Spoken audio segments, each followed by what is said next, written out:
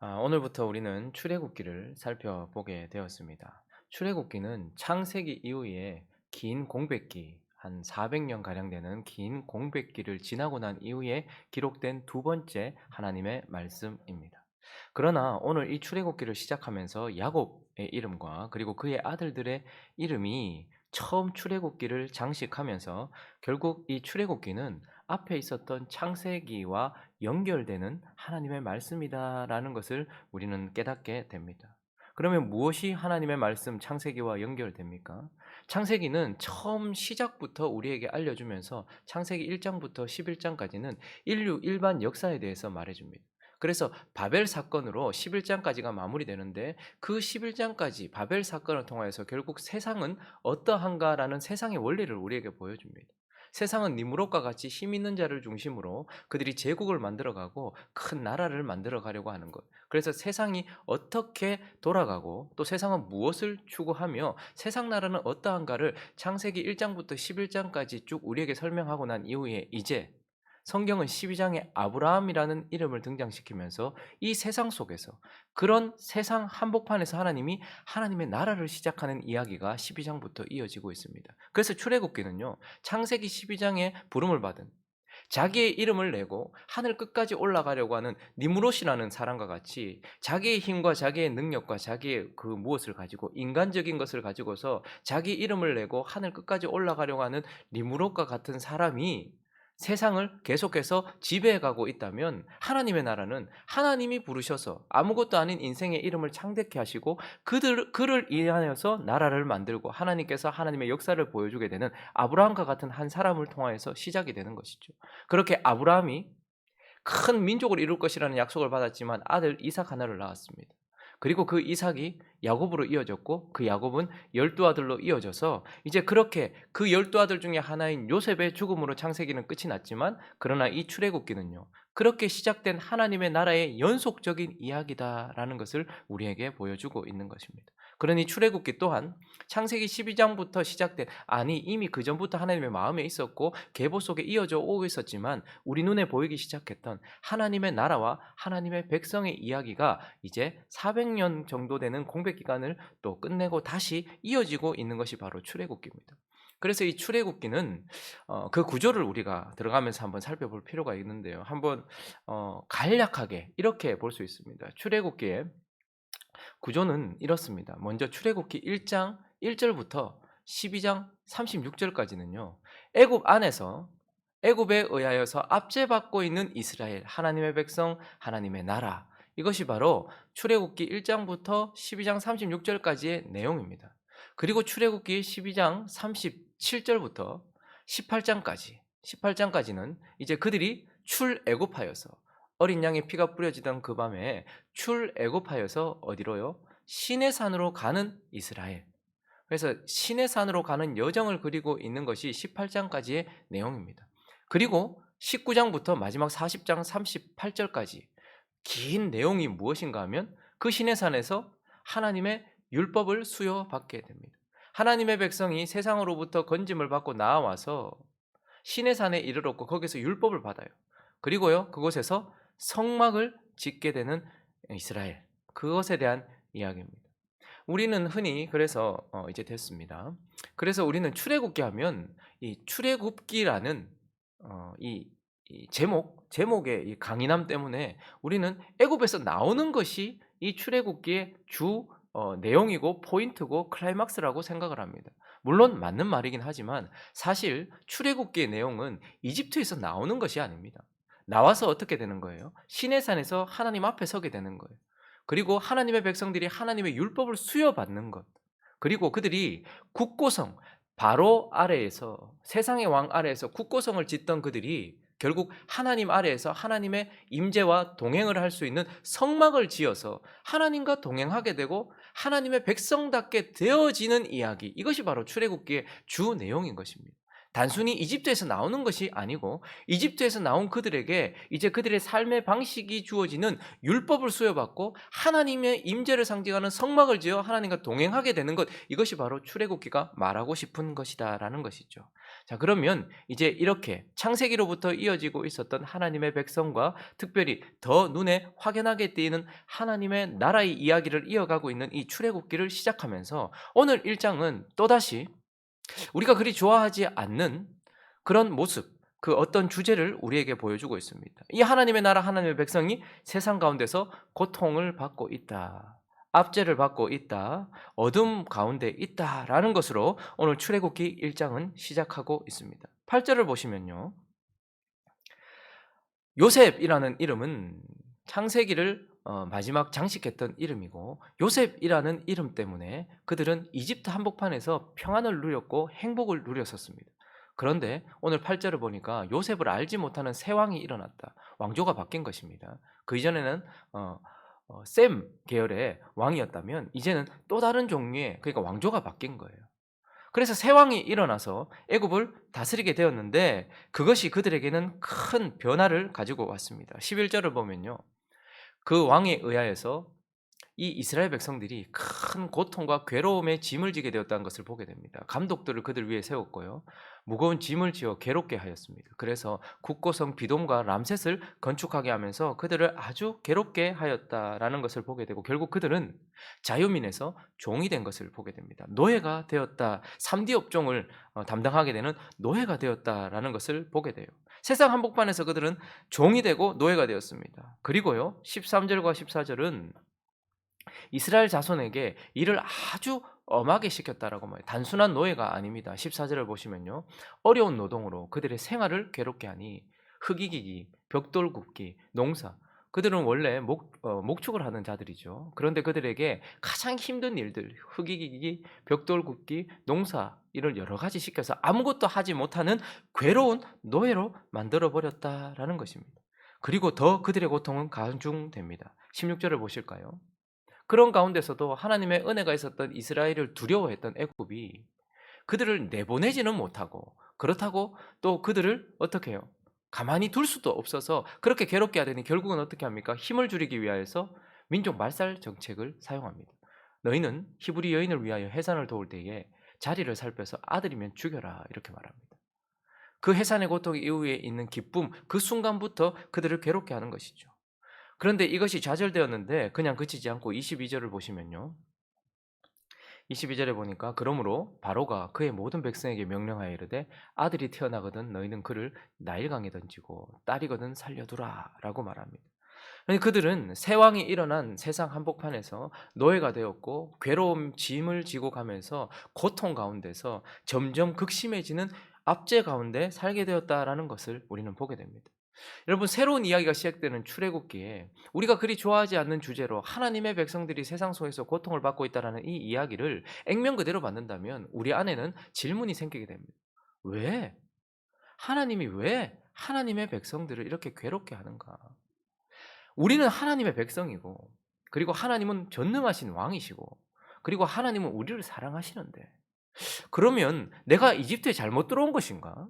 우리가 이집트에 있다는 것 자체가 세상을 벗어났어야 하는 것인가?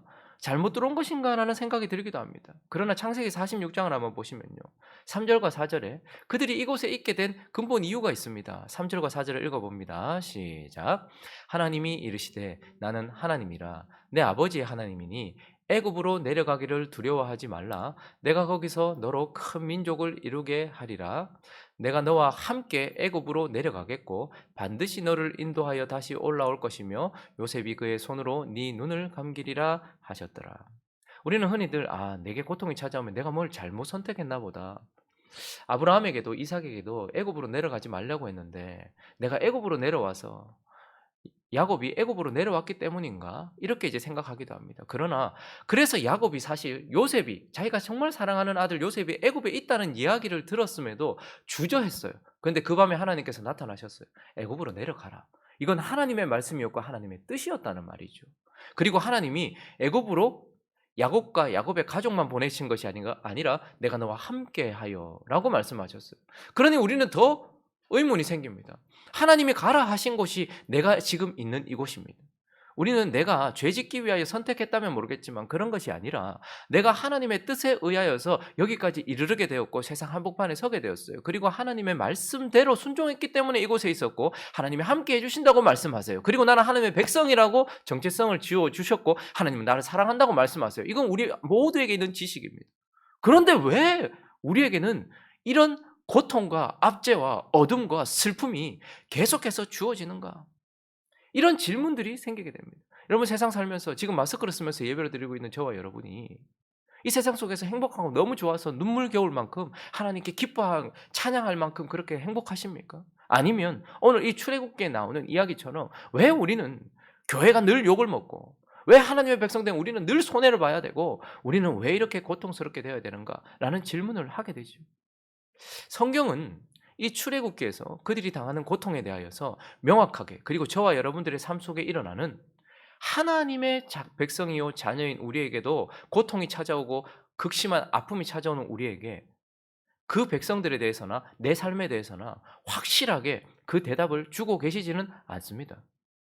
왜 이스라엘에게 이런 일이 일어납니까? 라는 것에 속 시원한 대답은 주지 않습니다. 그러나 마음을 한켠 하나님께 다시 돌리고 자세히 오늘 이 본문을 바라보면 세상 속에서 고통당하는 하나님의 백성들이 보아야 할 몇 가지 빛이 보이게 됩니다. 우리는 명확하게 그 이유에 대해서는 듣지 못하지만 그러나 그 속에서도 우리가 밝게 빛나고 있는 그 하나님의 그 무엇을 보게 된다라는 말입니다. 그래서 우리는 이 고통과 어둠에서 우리가 보아야 할 빛 몇 가지를 출애굽기를 시작하면서 살펴보겠습니다. 그 첫 번째는요, 바로 하나님의 계획 속에 있다라는 것입니다. 이 모든 일이 내게는 불편하고 내게는 슬프고 고통스럽지만 하나님의 계획 속에 있다라는 것입니다. 자, 5절부터 7절까지 읽어보겠습니다. 읽어주십시오. 시작. 야곱의 허리에서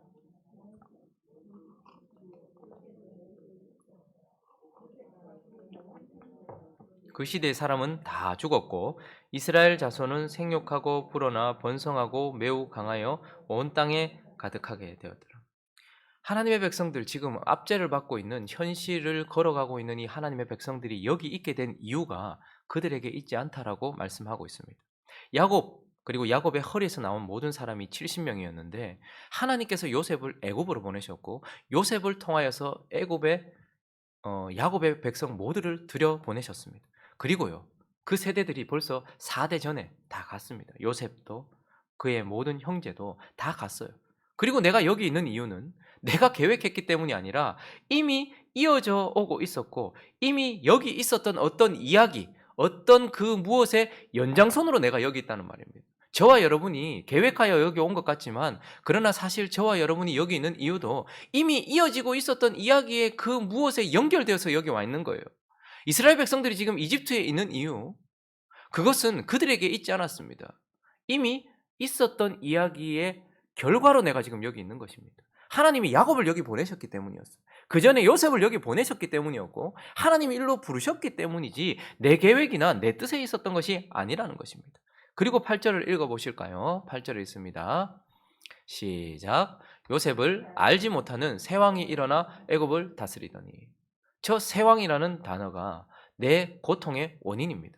그러나 이것도 가만히 보면 나의 계획이나 내 실수나 내 죄악 때문이 아니라 그저 하나님이 일으키신 새 왕 때문이라는 거예요.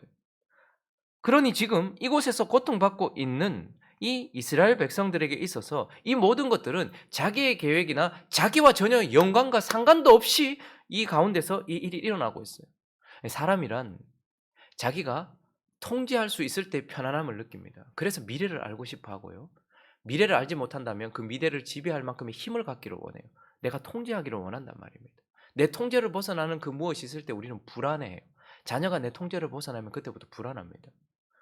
사회가 그리고 일어나는 일들이 내 통제를 벗어나면 불안해합니다. 그래서 우리는 최대한 힘을 키우고 최대한 미래를 어떻게 예상을 하면서 계획을 세웁니다. 그러나 이 모든 일들이 가만히 보면 내 계획대로 되지 않는다는 것을 보게 돼요. 그래서 우리는 불안하죠. 지금 이 일도 마찬가지입니다. 전혀 그들의 계획과 상관이 없었고 그들 자신과도 상관이 없었어요. 그러나 창세기 15장으로 가보실까요? 창세기 15장 13절부터 16절까지 우리 천천히 한번 읽어보겠습니다. 시작. 여호와께서 아브라함에게 이르시되 너는 반드시 알라. 내 자손이 이방에서 객이 되어 그들을 섬기겠고 그들은 400년 동안 내 자손을 괴롭히리니 그들이 섬기는 나라를 내가 징벌할지며 그 후에 내 자손이 큰 재물을 이끌고 나오리라. 너는 장수하다가 평안히 조상들에게로 돌아가 장사될 것이요 내 자손은 4대 만에 이 땅으로 돌아오리니 이는 아모리 족속의 죄악이 아직 가득 차지 아니함이니라 하시더라. 뭐 우리가 왜 내가 지금 이런 고통을 당하는지 명확한 속 시원한 대답은 듣지 못한다 해도 한 가지 우리가 밝게 빛나고 있는 빛을 바라봐야 되는데 그것은 내 계획 속에 없는 일들이 내 인생에 거의 90% 일어납니다. 거의 100% 일어납니다.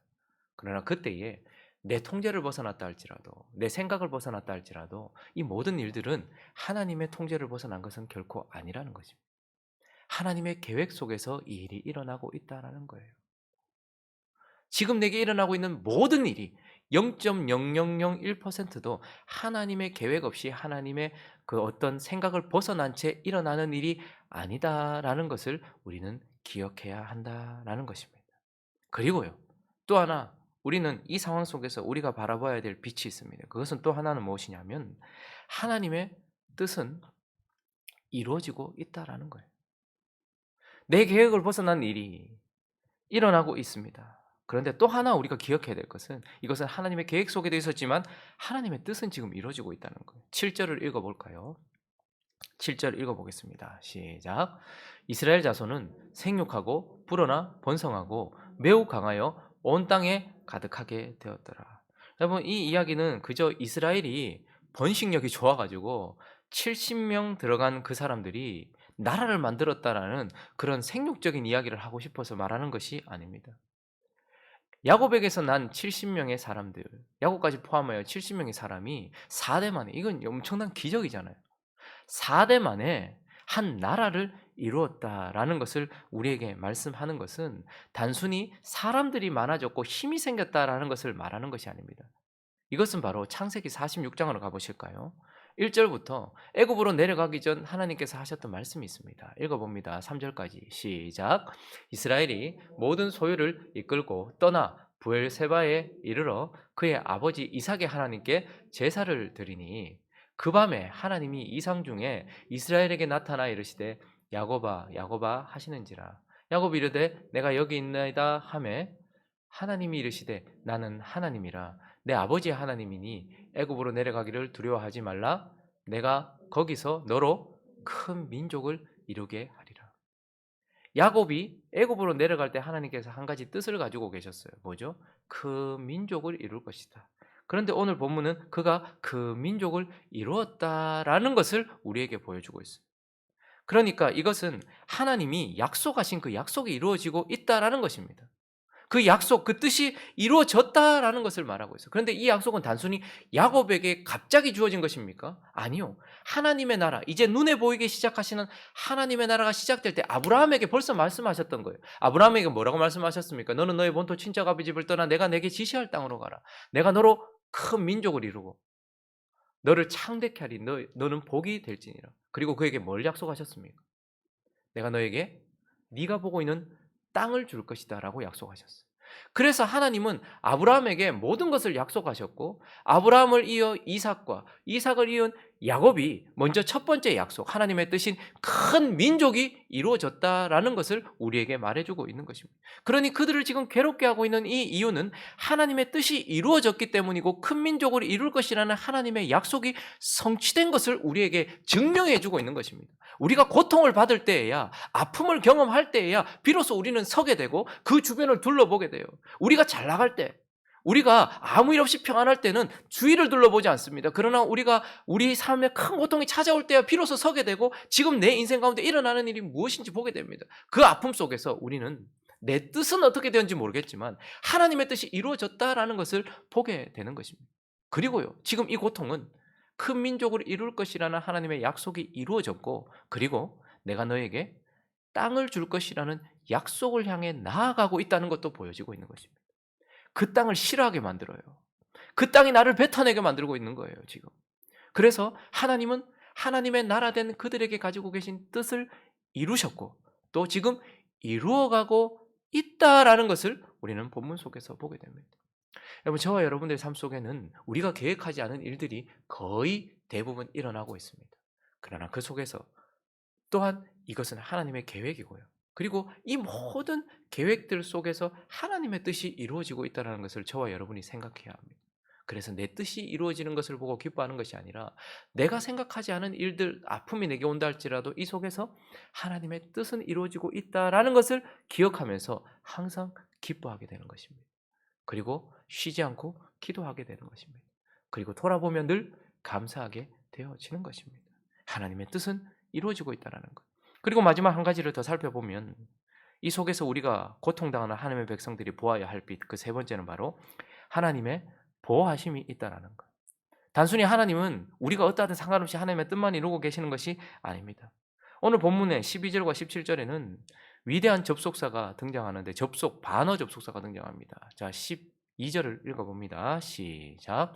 그러나 학대를 받을수록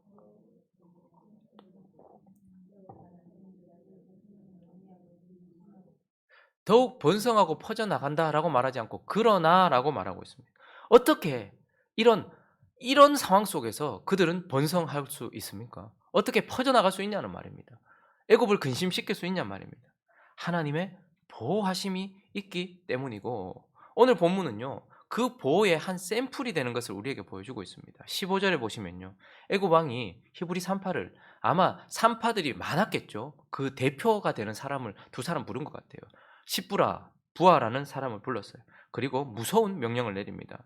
너희는 해산을 도울 때에 가서 아들이면 죽이라 라고 말했어요.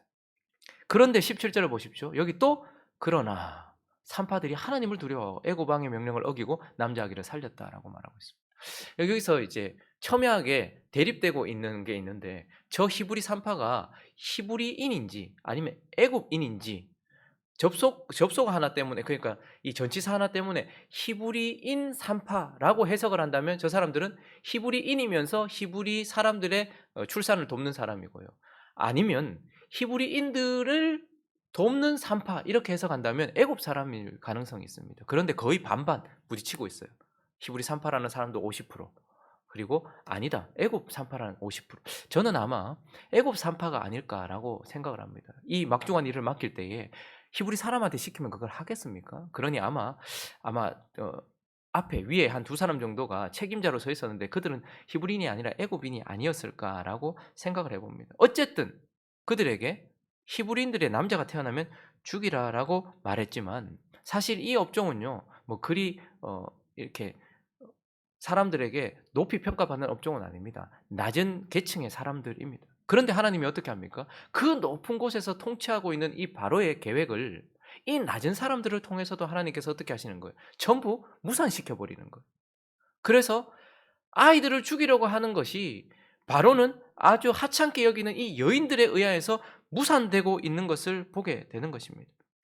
그래서 하나님은 지금 이들을 보호하고 계시다라는 것을 자세히 들여다보면 하나님의 보호하심이 있다는 것을 보게 됩니다. 먼저 한번 자세히 보십시오. 지금 4대가 지나갑니다. 400년이 지났어요. 하나님의 백성들을 변질시키고 하나님의 백성들을 하나님으로부터 멀어지기 위하여 쓰여지는 사단의 대표적인 두 가지 방법이 하나 있는데 그건 하나는 극심한 고난을 주는 것입니다. 그리고 또 하나는요. 평안을 주는 거예요. 평안을 줄 때에 하나님의 백성들은 쉽게 하나님을 떠나버리거든요. 근데 지금 400년 동안 요셉 한 사람 때문에 어떻게 됩니까? 평안과 행복과 기쁨 가운데서 애굽에서 털을 잡고 살았어요. 그런데 4대가 지나는 동안도 그들은 애굽 사람이 되지 않고 여전히 히브리 사람으로 남을 수 있도록 하나님께서 어떻게 하신 거예요? 보호하신 것입니다. 이것은 쉬운 일이 아닙니다. 우리가 36년 일본의 통치를 받았을 때 우리의 말이 바뀌고요. 우리의 생활 방식이 바뀌었어요. 그런데 평안 속에서도 그들의 정체성을 지키도록 하나님은 보호하셨어요. 그리고 그 평안 끝에 이제 극심한 고난이 찾아왔어요. 그런데 그 고통 속에서도 어떻게 합니까? 그 핍박 속에서도 하나님이 지금 이 여인들을 통하여 여러 가지 하나님의 보이지 않는 섭리를 통하여 그들을 보호하면서 그들이 번성하고 나라가 되도록 지금 그들이 보호를 받고 있다라는 것을 우리에게 보여주고 있는 것이죠. 그러니 우리는 속 시원한 대답은 받을 수 없지만 우리의 마음에 평안과 위로를 주는 하나님이 보여주고 계시는 빛을 보게 됩니다. 하나님의 계획 속에서 우리의 인생이 이루어지고 있고 하나님의 뜻이 내 삶 속에서 이루어지고 있으며 하나님의 보호하심이, 그래서 우리의 머리털 하나도 상하지 않도록 하나님의 뜻을 이루고 있다는 것을 우리는 보게 되는 것입니다. 말씀을 정리하겠습니다. 성경에는요, 두 번의 긴 공백기가 있습니다. 하나는 오늘 본문입니다. 창세기와 출애굽기 사이, 이때가 한 400년 정도 긴 공백기가 이어집니다.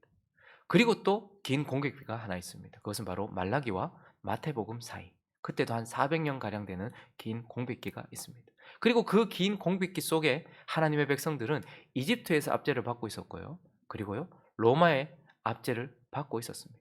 그러나 우리는 무엇을 기억해야 됩니까? 이 공백기 속에 하나님의 음성은 전혀 들려지지 않고 그들의 고통은 더 심해졌지만, 그러나 그 공백기가 끝나는 그 지점에 모세라는 한 구원자를 세워서 하나님의 백성이 크게 구원받고 완전히 구원받는 역사를 우리는 보게 됩니다. 그리고요, 예수 그리스도라는 구원자를 통하여 그 공백기 속에서 결국 나와서 구원을 받는 역사를 보게 됩니다. 그러므로 우리는 기억해야 합니다. 어둠이 짙을수록 새벽이 가까이 왔다는 것을, 그리고 하나님의 음성이 들리지 않는다면 그분은 지금 입을 닫으시고 손을 사용하시면서 하나님의 역사를 열심으로 이루고 계신다는 것을 기억하십시오. 세상 속에서 고통 가운데 있으십니까? 빛을 바라보시기 바랍니다. 그리고 하나님이 내게 음성을 들려주지 않고 계십니까? 지금 열심으로 일하고 계심을 기억하면서 모세를 통한 큰 구원, 그리스도를 통한 큰 구원이 내 눈앞에 있다라는 것을 기억하면서 한 걸음 한 걸음 그리스도를 바라보며 걸어가는 저와 여러분 되시기를 예수 그리스도의 이름으로 축원합니다.